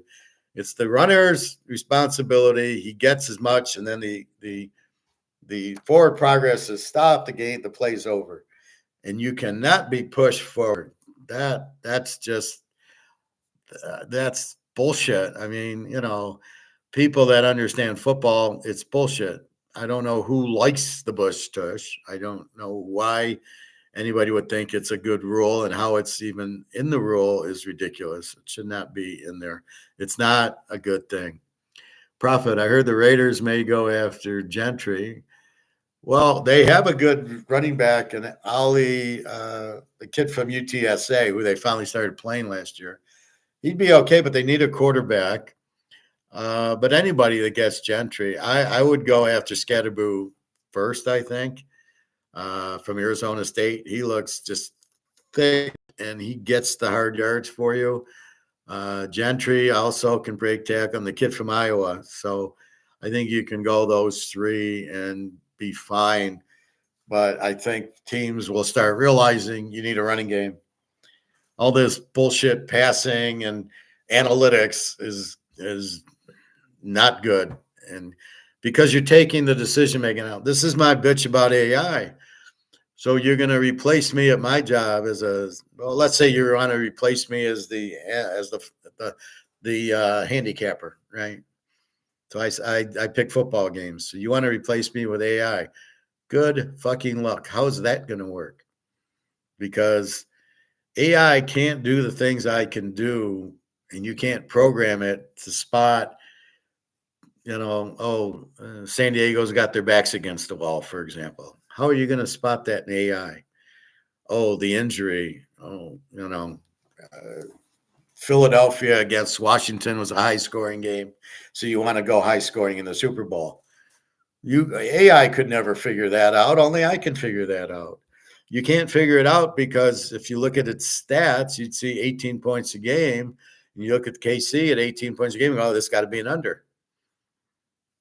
And I knew it was not going to be an under because Daniels put up 36 on them. If their defense was that good at that, and here you got Mahomes, and he's going to score. Surprised they put up that much on KC, but it was their defense. The pick six and the ball and the interception to the 10 basically gave KC 14 quick points. There's your over. But you knew it was going to happen. You knew there'd be some turnovers because Mahomes was a little shaky. Kelsey, they took him out of the game, and Philly the defense just exploded. So could analytics have picked that? Probably not. Could analytics come out with the Ohio State Michigan under that I had? Could they have picked that? Probably not. Could they have picked Georgia over Texas like I did? Probably not, because there's a lot. Georgia's got character. Georgia's a strong team. They won a few national titles. They got a good coach. So when they play Texas and they're a dog, you're going, anytime I take them as a dog, anytime Brady was a dog, anytime Montana was a dog, it was an automatic bet. Could AI figure that out? So, in a sense, that's the problem. So now they're realizing they need running backs. I don't know how we got back to that, but that's what they need is running back. So Oakland getting Gentry is a good pick. They got Brock Bowers last year. They need some defense, so get Gentry and then go get 4 or 5 studs from Tennessee and Ole Miss and Georgia. Then you're okay. Some LSU secondary help. You need a strong run game and strong defense to win. Now, the quarterback Minshew's okay. I don't think he really killed you, but he did get injured. And with Brock Bowers, you certainly have the run. And now with the running back, you certainly have that. All you probably need. See, the linemen are probably good if they have Coach Pete to control them. Problem with the running back, the line is when they have a weak coach. They don't care. Or uh, if you're not going to win, nobody cares. I've heard that from defenses before. Like, oh, we got Tom Brady now. We know if we hold them, we can win the game with Tom Brady. But without Tom Brady, yeah, even if we hold them, we're not going to win. So they don't care. So it's all about winning. So once the linemen can see it and they got Coach Pete there, they'll play better because these guys are still skilled at how hard is it to be an offensive lineman? Oh, I got to block somebody. Oh, well, I did it at Notre Dame. I probably can do it in the pros. So I don't mind Gentry. He's good. Scatterboo's good. The kid from Iowa, whatever his name is good. There's probably 8 or 9 good running backs. It's the scheme. The Lions work. The running backs aren't that good, but it works because they have balance. Now, my point on the Lions offensive coordinator Johnson going to Chicago's going to suck. I don't know how good he is. He was good in a balanced offense where we had good running backs and good receivers and a good line. Anybody could coach that if you're a decent offensive coordinator. Can Campbell coach that? I don't think he's qualified. And that's the problem with Campbell. Campbell should be able to hire anybody and say, you're our offensive coordinator, but I'll be Bill Walsh. I'll call the plays. And this is what we utilize. So the offensive coordinator is really, I don't even know if he's calling the plays or Campbell should be the play caller, but I don't think he's capable of that. So he's a waste of time, him. So Johnson goes to Chicago. Now he's got Caleb, who stinks. His line stinks. He doesn't have running, and he's got a couple of decent receivers and DJ, whatever, kid from Maryland, Keenan Allen, who got open. So he's got a little bit of receivers who will get open because it's all a zone now. But you got Caleb, so you're really handicapped. Are you going to run the same plays and expect the same results with Caleb? Absolutely not. Can you be a head coach? Are you going to be the offensive coordinator? Are you going to be Bill Walsh, or are you going to hire an offensive coordinator who knows? But are you going to be able to coach the defense? Who knows? So he's a good offensive coordinator because he's got all the pieces. And that's the point. Are you going to be – that's what New England was, right? We'll hire Matt Patricia. Yeah, in New England, they had good defense because they had Bill Belichick, and he ran the defense. And when he gets to Detroit, he was a terrible offensive coordinator. Their offense sucked. Their defense sucked. They won 2 games. So why is he a head coach? We go because he was there with Bill Belichick, but he wasn't Bill Belichick, and Bill Belichick won because he had Tom Brady. If he didn't have Tom Brady, he wouldn't have won any Super Bowls. So keep that in mind. Brady was the one that won the Super Bowls, not Belichick. So now it leaves you with um, how good is this guy from the Lions going to do in Chicago? He doesn't have all the pieces. And really, is he even the offensive coordinator? And was he all that good? We scored a lot. Okay. Washington scored a lot. Would you call Washington's offensive coordinator good? I don't know. Or is it because of Daniels? Was New England's good, or was because of Brady? Then Brady goes to Tampa, and they don't even have an offensive coordinator. But Brady doesn't care, and Brady was the one that won it. So, at what point is it Joe Montana winning it, and or Bill Walsh? At what point is Tom Brady winning it, or at what point does the credit go to the offensive coordinator? And that's my point with the Lions guy. At what point? So are the Lions? So if the Lions score 30 points a game this year with the new offensive coordinator, you're now sitting there going, well, maybe Ben Johnson wasn't any good because anybody could come in and do it except for Campbell.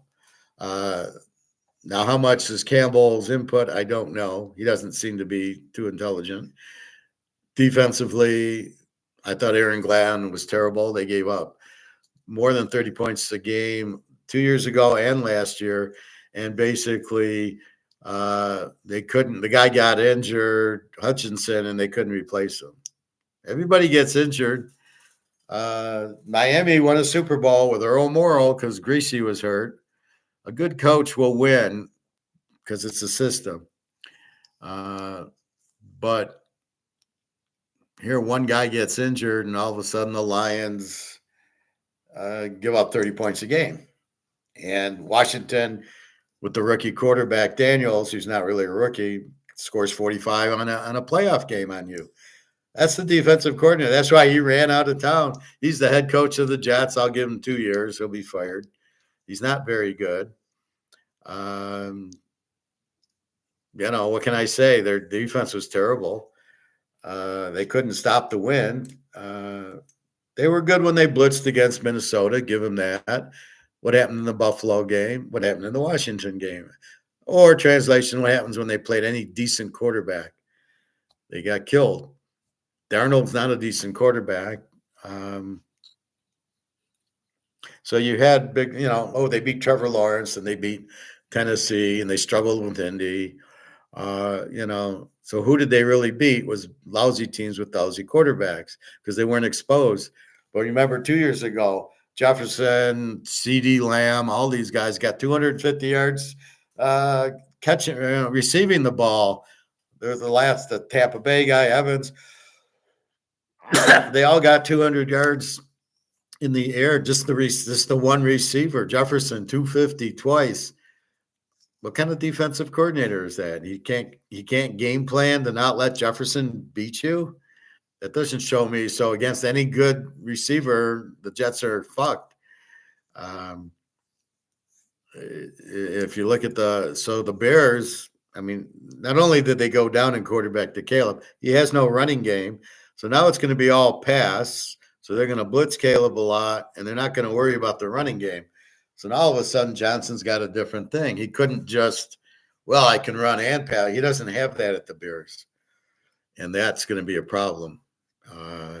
The Bears defense was pretty good, but he's not going to score 30 points a game. Caleb is just not that good. So I don't think he'll do much there. And then whoever the Lions bring in, Dan Campbell can't control that. He's not good at it. So then it leaves the Lion defense, which sucked with this guy. I can't imagine. They've hired the linebacker coach. Yeah, okay. Has he ever been a defensive coordinator? No. Okay, how's that going to work? And he'll be okay with Hutchinson because he's good, but that's about it. So I don't really see much going on there. But that's what you got. You've got very few Bill Walshes, Bill Parcells. Bill Parcells, I'm running the defense. Just I could win with Phil Simms because all I want him to do is hand the ball off. And then Bill Walsh, great offense, was able to get good players and have a great defense. like in '84. That was probably one of the best teams ever. That would have been the '84 Niners and the '75 Steelers would have been a hell of a game with Swan and Stallworth and all that defense against uh, the Niners, Montana, and all that defense. It would have been a beautiful game. Um, but that's the thing. They were smart enough to bring in the defense. I don't see the Lions doing that. Or they try to sell, oh, we got this guy from Alabama, Arnold. He sucked. He had what, 10 pass interference calls the first 3 or 4 weeks? What is that? This is the guy, this is your number one draft pick. So all he can really do is draft guys from Alabama. As we know, they're not that good. So that's the biggest problem with this Lion GM. He doesn't draft good defense. Doesn't go to the proper school for the defense. So again, good offense. Just because you got lucky, they got balance. But you got to have defense to win, as was shown. Philadelphia won because they had a defense. KC gets there 3 times in a row because they had a defense. So anyway, that's how I look at it. So diamonds in the rough. I mean, just go after some really strong defensive players. Ole Miss and Tennessee, right off the top of my head. Ohio State had some good defense. Oregon always seems to have a few. I'll have to look at my sheet. Who was the strong defenses? Penn State has that one guy. So I would just go after those guys. And Scatterboo and Gentry and the kid from Iowa. I think Johnson's his name. Really no quarterbacks. I think you can get a steal on Dylan Gabriel if he's still there in the second round, which I don't know why he would be. That would be a steal. Yeah. So if I'm Minnesota or Dallas, I'm going after Stafford if he's available. But then one of the Rams, they have Stenson Benson from Georgia, so I would think he'd be their starter. He's very good, but he's been injured or whatever. I don't know. Or Stafford won't let him in. You know how those starters are. So I mean, it's the basic psychology of the draft. Do you have a good GM? Do you have a good coach? I mean, it doesn't matter who you draft. If your coach sucks, you're fucked. It's the same thing in this. If you don't understand the dollar has no value, you're fucked, right? If you don't know to buy physical gold and silver, you're fucked. So you have to buy physical gold. You have to know to get out of the dollar. You have to understand inflation is printing the dollar to death, not prices. So it really is the logic of everything that you must understand. No matter what, you have to understand what's going on. I'm the GM of a football team. I'm not even drafting an offensive player. I'm bringing in defense. And if I need a running back, I'll go after Franco Harris. Outside of that, it's defense.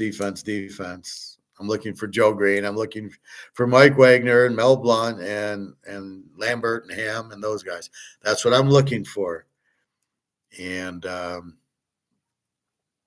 if to understand that, that's got to be my focus is defense and running, because I can win with that. Lions have showed you they can't win with this explosive offense and no defense, because you're going to run into a Daniels and then you're going to run into Philadelphia. And what are you going to do when they shut you down and you don't have the defense to stop them?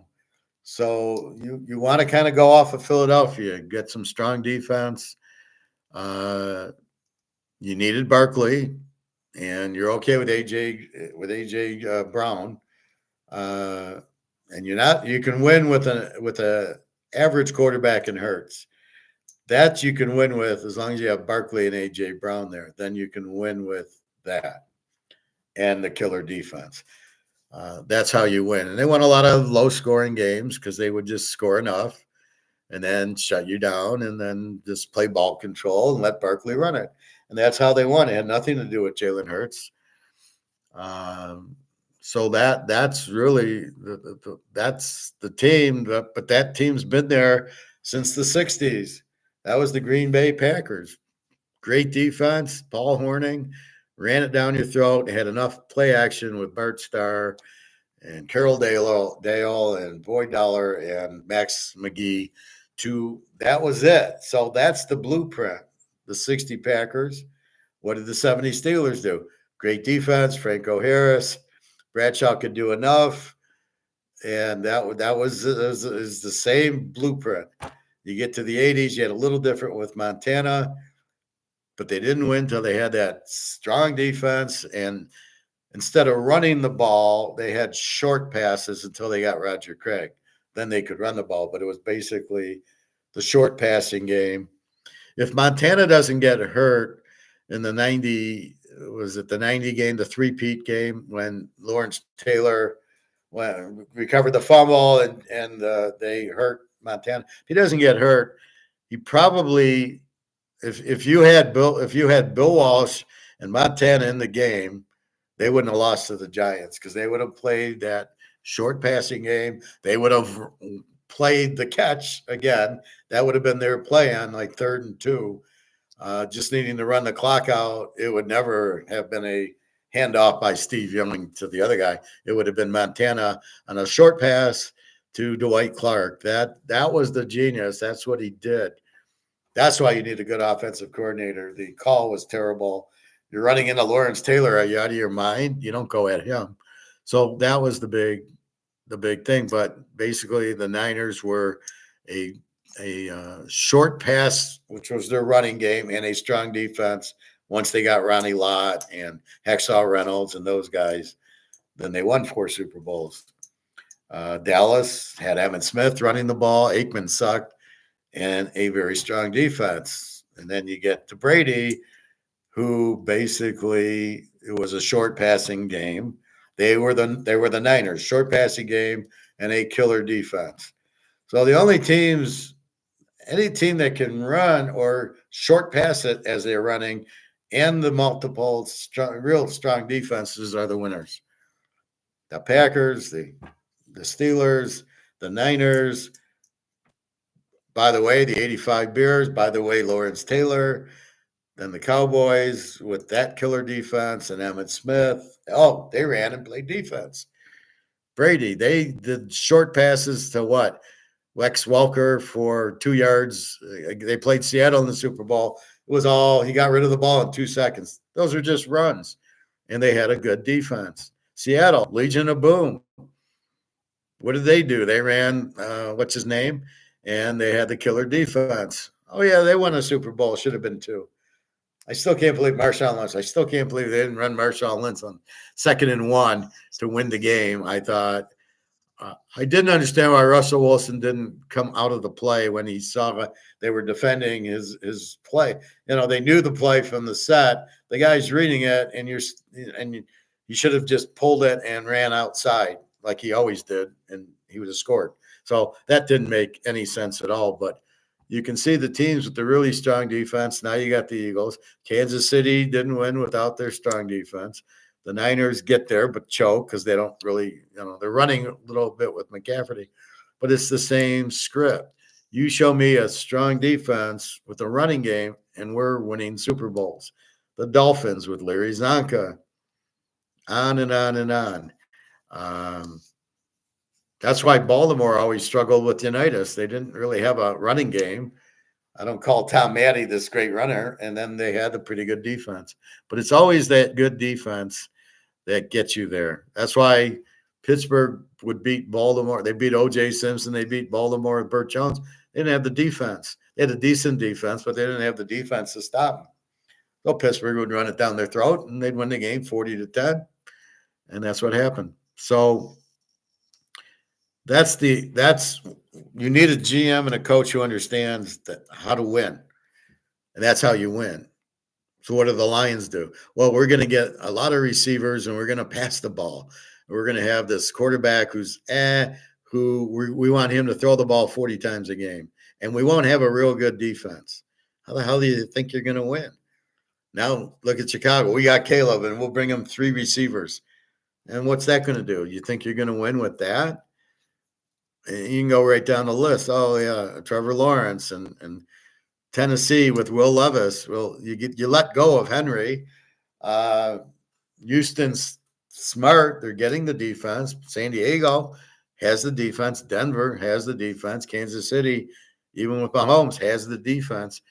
So that's where you go to is you've got to have that 18 defense, 19 defense, and then you've got to be able to run the ball because in the red zone you can't score throwing unless you got Dave Casper, and then the quarterback secondary. So just have a decent one, and if he's at this level, they all should be able to throw.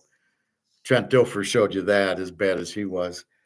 Um, but I mean, Phil Simms, he was terrible. But when you do get a special one like Montana or Brady, and you add to that the defense, then it's all over. And then you can throw for short for your running game. So anyway, that's really how you would draft. But it's like everything else. You want to be healthy, you stay away from sugar. You stay away from carbs. You'll be healthy. Drink a lot of water. Cayenne pepper, Celtic salt. It's all there. If that's what you focus on, you'll be fine. Same thing now. Get out of the dollar, go into gold and silver, and get physical. Don't get ETFs. They're Ponzi schemes. So you've got to understand. Once you get all that, it's a piece of cake. So I'm very comfortable because I got gold and I got silver, and I'm not in money. I don't care about the money. So that's really what the point is.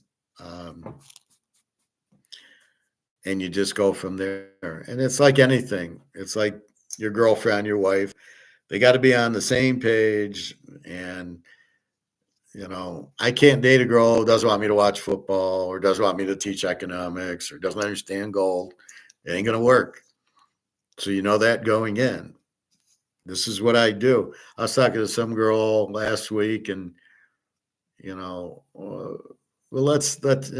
said, look, if you want to get to know me, I do gold, I do football, I do X, I do Y, I eat Celtic salt, whatever. And if you don't like it, then fuck off. I'm not going to waste time getting to know you. I jump right to the conclusion. What's your point on gold? Do you eat Celtic salt and cayenne pepper? What's your point on that? Do you understand sugar and carbs? Do you understand gold? Do you understand the dollar, the inflation? Because if you don't, then I'm just wasting time talking to you because there's no end in sight. I don't want a relationship with you. You're too fucking stupid to have a relationship with. And so therefore, before the emotional attachment, you just walk away. And that's what you need to do. We're going to run the ball and play defense. Now, if my coach is too stupid to do that, why would I hire him? What good is it going to do? So do you think the Bears got this Ben Johnson who throws the ball and doesn't play defense?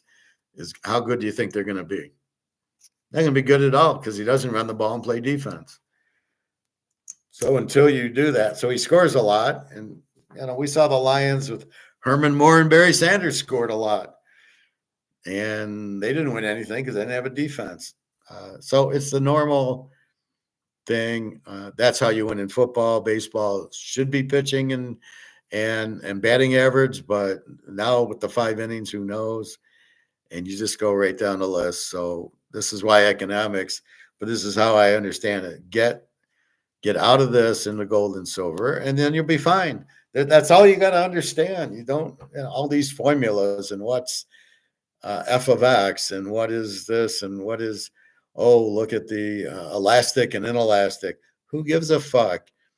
It doesn't mean anything, right? Inflation is prices. No, it's not prices.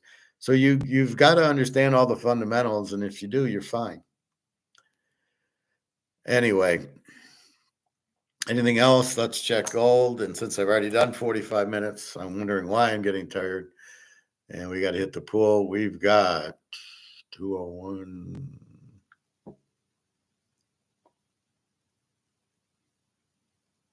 245. Gold 29.10, silver 31.50. So you can see from the bullshit derivative knocking at the 28.92, it's quickly back to 29.10. And tonight, China, now that it's back down, will kick it up to uh, China will kick it back up to 29.40 tomorrow. And so, but the US can't do that derivative every day because there's catchers, right? So if there's, oh, okay, at 29.10, I'll buy it. So they just got lucky that there wasn't a buy until 28.90. And then once people saw that, they all started buying, going, oh, it's cheap again. So I don't know why the US does it. They lose a lot of money on the derivative because it won't come through, or the option, doing these put options. So that's really what happens. Anyway, profit. Unless the Raiders can trade up to number one and take Cam Ward. Well, why do you want Cam Ward, though? Minshew's as good as Cam Ward. Cam Ward's not your answer. You got Coach Pete. You've got to have the running, and you got to have the defense. And now you've got Crosby. So now you just got to get him healthy, and then you got to add a couple more defensive linemen, some more secondary help, a new defensive coordinator. And you don't need a Cam Ward. Won't help you. You need Gentry is who you should take anyway. So I certainly wouldn't trade up because I'm pretty low in it anyway, the Raiders. So why would you trade up to number one? That's just stupid. Not in this draft. Next year maybe, but not in this draft. And they might be able to get Dylan Gabriel sitting there. I don't know where Oakland's drafting, 8, 9, 10. Maybe Dylan Gabriel drops to you like Penix did last year, who Oakland could have had. If Oakland would have thought, they would have drafted Penix, and then they wouldn't have this discussion. So again, you missed the point of my quarterback sucks, Daniel Jones. And instead of drafting Penix and I'd be solved, I don't draft him. I let Barkley go, and then I look at it and I go, I don't have Barkley. Jones sucks, and I just paid him $50 million a year to be a bench warmer. And then now I'm like, now I need a quarterback. Well, yeah, but you blew it. You had Penix. You blew it. There is no Penix this year. And don't just draft the quarterback to draft the quarterback. You're fine with Danny DeVito. You just need to run the ball, but you had the best runner in Barkley, and you let him go. So now you got neighbors. So now you're going to a passing attack, and then where's your defense? So that's really the problem. I just laid out the blueprint, how to win, right? From the Packers all the way to New England, to Philadelphia, Kansas City. It's the same. You got to have a defense. So it doesn't matter how you get it, right? Pittsburgh got Joe Green, number one. He was the third pick, I think. That was their first guy. They didn't get a quarterback. They got Joe Green. And then the next year they sucked. They got Terry Bradshaw, who sucked. And then until 72, when they got Franco Harris. So you had Green and you had Bradshaw, and you still sucked until you got Franco, but you were able to get your Jack Hams and Jack Lamberts and your LC Greenwood and your line, and you got your Rocky Blyer anywhere. So you're able to get the other pieces. Mel Blount, boom, Joe, LC Greenwood. Mike Wagner, Jack Ham. So you're able to get those guys that were available. That's what you should be doing. So that's what Oakland should be doing. Go get Jack Ham this year. Go get LC Greenwood this year. Go get Mel Blount this year. That's what you need. Get your Franco Harris, which you can get with Gentry. The quarterback will be okay. And then maybe maybe you can get Dylan Gabriel, but you don't trade up to get Cam Ward, because that's not how you need Jack Ham and you need Mel Blount before you get Cam Ward. So you should, if anything, be trying to get draft picks, trading their first round pick to get more picks, unless Gentry's there. I mean, maybe you can get Scatterboo in the second round and then add some picks to that. So maybe I I trade at Gentry. Maybe they don't even take Gentry, and then I get 2 picks, and then the first pick I take Skadaboo, the second one I get Jack Ham. That's how you need to draft. So the kid at Penn State, there's still Jack Ham there, is very good. You've got or Scatterboot. Well, so the guy Penn State, Tennessee, and Ole Miss has some very strong defensive ends. Georgia, always has strong players. So I mean, that's where you go. Iowa State always has strong. Iowa. So it's not hard to find linebackers and defensive linemen that are good. And the ones you got probably aren't too bad. They're pros. So either they shouldn't be there, and that was Chuck Noll's thing. Well, I guess some good news and bad news for you. The bad news is most of you guys suck, and no matter how hard you try, you don't have the skill. We're going to get rid of you. That's what Pittsburgh's problem was. Is that Oakland's problem? Is that Jacksonville's problem? We know it's Tennessee's problem. Do you have? Is your players talented enough? And that's really the problem. They're not. Jacksonville's players suck. Tennessee's players suck. Indy's players suck. So this is the problem. You don't even have pros on your team, and that's what a coach like Coach Pete comes in. Now you guys, you're not even pros. Goodbye. That's what you need. That's what you need in a coach and a GM to spot talent. So the Lions guy, everybody, he's great. He drafted a running back from Alabama in the first round after trading picks away for him. Oh, look how good he is. And then you're sitting there, but he doesn't draft defense. Or the defense he drafts out from Alabama that are not too good anyway. Or when people get injured, there is no backup because you're paying $50 million on a backup quarterback. This is the problem. And then with the backup quarterback, all the tickets go up in price and the food and the beer go up because you got to pay the $50 million. So in other words, the fans got to pay for your being an idiot and paying golf $50 million a year. The fans have to pay. Well, okay. You know what? I'll stay home and watch. And I'll save my money and buy gold, and then I won't have to worry about all this shit.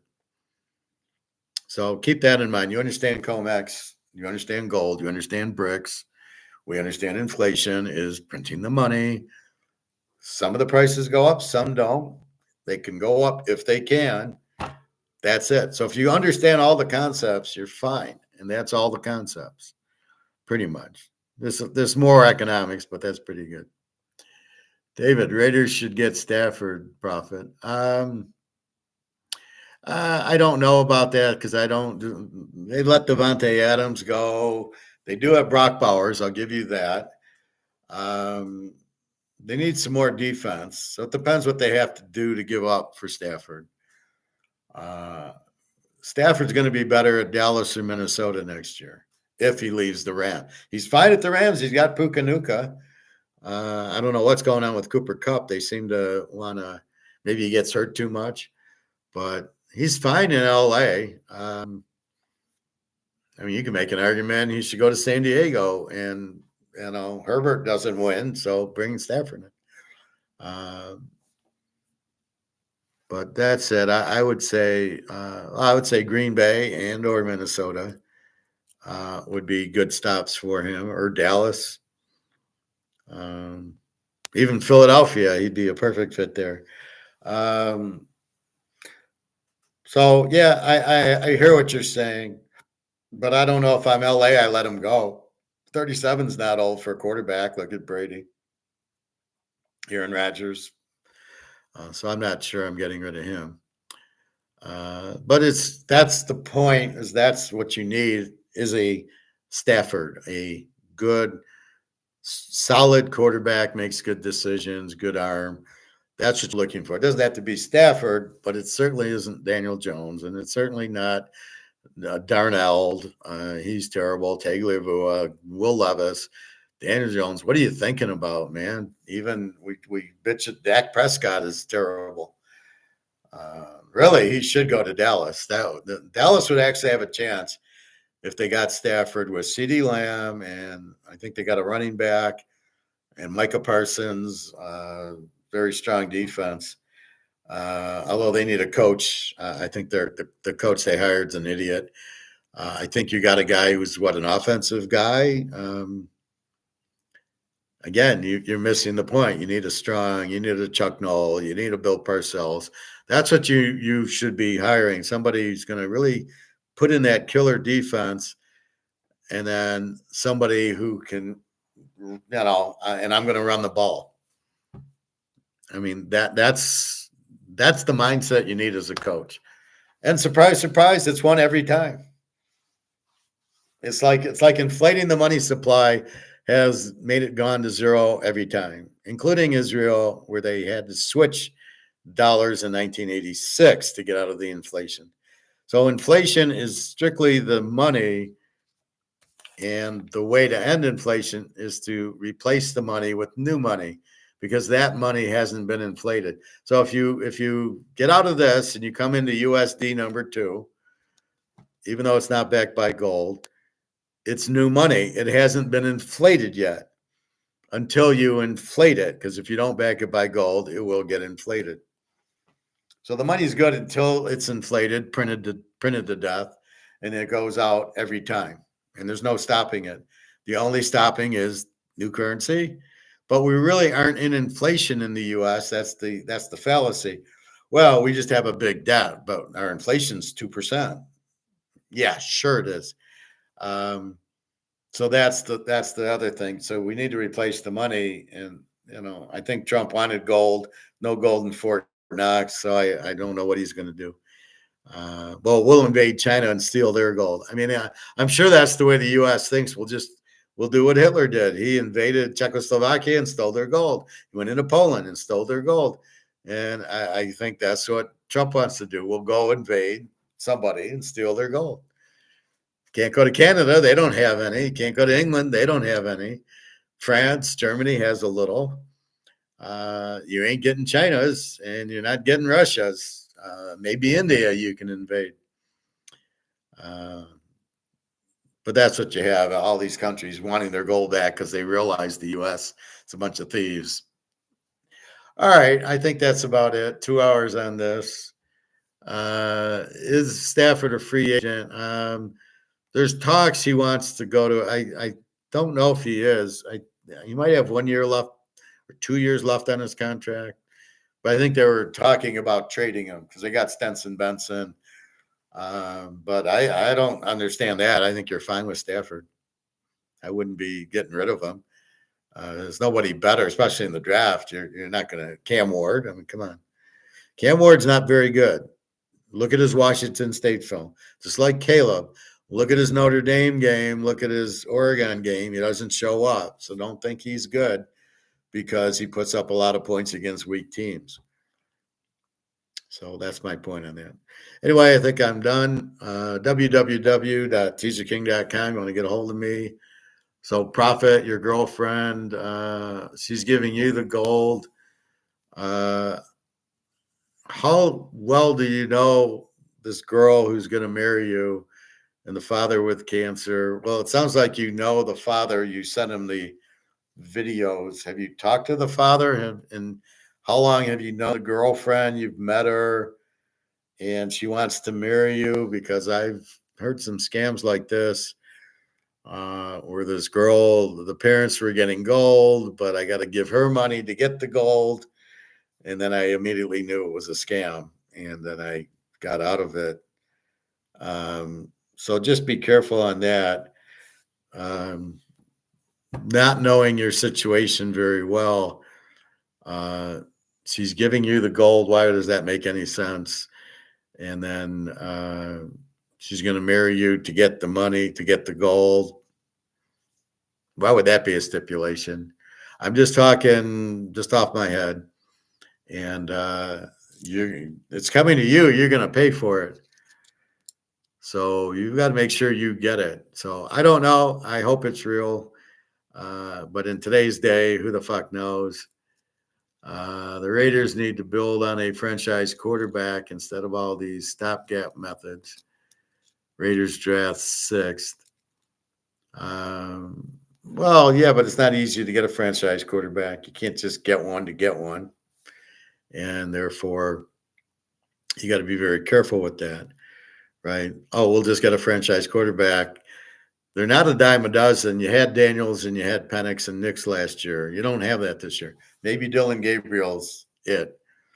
But they'll say he's too small, but he didn't look too small at Oregon.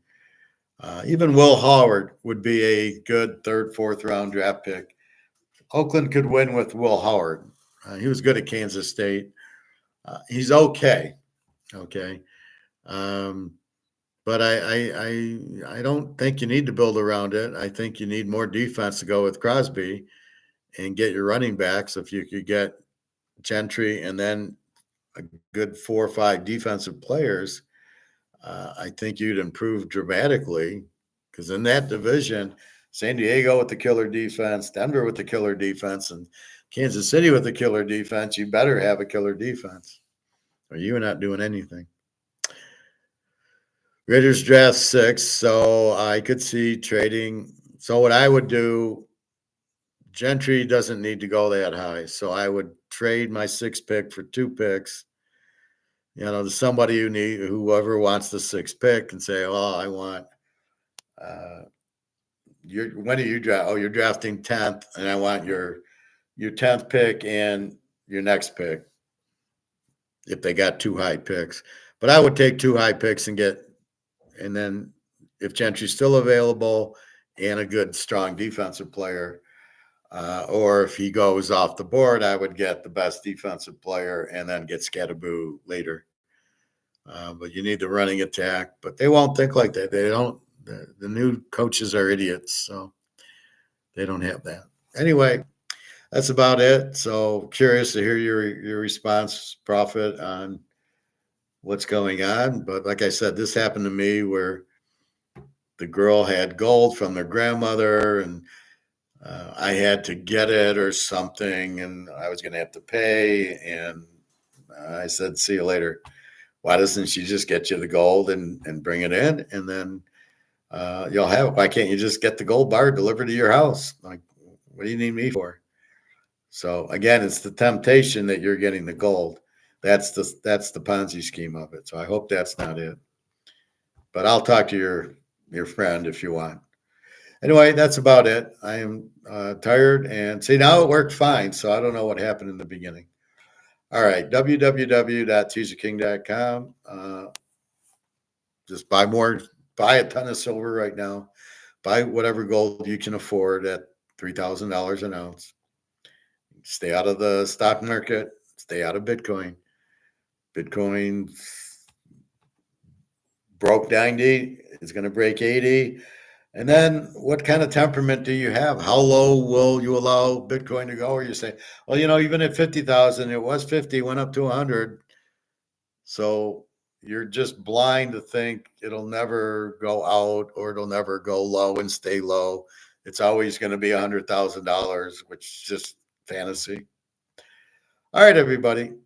Have a good day. www.teaserking.com. Enjoy, and I'll talk to you tomorrow. All right. Take care, everybody.